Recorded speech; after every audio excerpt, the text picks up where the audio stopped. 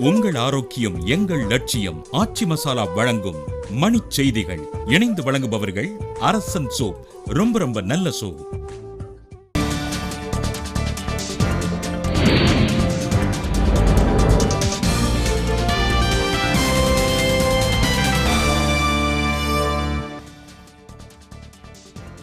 மாட்டிறைச்சி தடை சட்டத்திற்கு எதிரான வழக்கில் விளக்கம் அளிக்குமாறு நடுவண் அரசுக்கு உச்சநீதிமன்றம் அறிவிக்கை. பேரவை கூட்டம் முடிந்ததும் முதலமைச்சர் எடப்பாடியை சந்திக்க டிடிவி தினகரன் ஆதரவு சட்டப்பேரவை உறுப்பினர்கள் திட்டம்.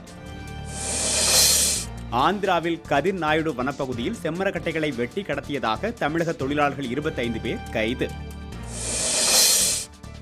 கட்டாய கல்வி உரிமை சட்டத்தை நடைமுறைப்படுத்த கோரி மயிலாடுதுறையில் பள்ளி மாணவர்கள் ஆர்ப்பாட்டம். தஞ்சை காமராஜர் அங்காடியில் கல் வைத்து பழுக்க வைத்த 3000 கிலோ மாம்பழங்கள் பறிமுதல்.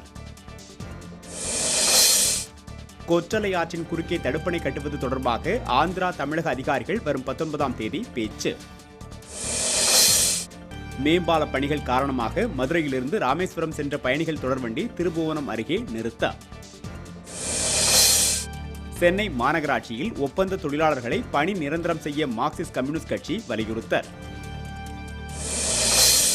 உத்திரமேரூர் மற்றும் திருமுக்கூடலில் துணை மின் நிலையம் அமைக்கப்படும் என சட்டப்பேரவையில் அமைச்சர் தங்கமணி தகவல். மீன்பிடி தடைகாலம் நிறைவடைந்ததை அடுத்து கன்னியாகுமரி மீனவர்கள் 350க்கும் மேற்பட்ட படகுகளில் கடலுக்கு விரைவு. உங்கள் ஆரோக்கியம் எங்கள் லட்சியம். ஆச்சி மசாலா வழங்கிய மணிச் செய்திகள். இணைந்து வழங்கியவர்கள் அரசன் சோப். ரொம்ப நல்ல சோப்.